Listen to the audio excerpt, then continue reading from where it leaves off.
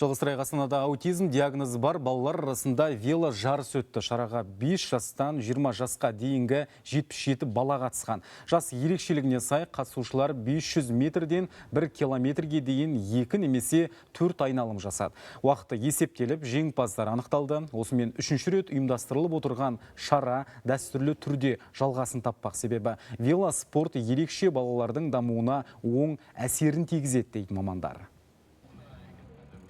Бұндай шаралар ерекше балалардың қоғамға бейімделуіне көп әсер етеді.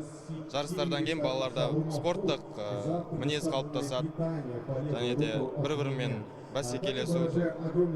Сол жағынан көп көмегін тигізеді. Және де болашақта республикалық халықаралық жарыстарға қатысуға мүмкіндік береді. Немерем Калиев Амир 11 жаста. Осы велолегендке қатысқанымызға өте қуаныштымыз.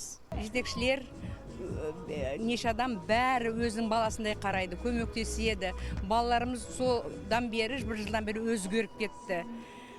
Күш пайда болды, тыңдайды, аңғарады айтқандарын. Бұрын келгенде өте қиын болған.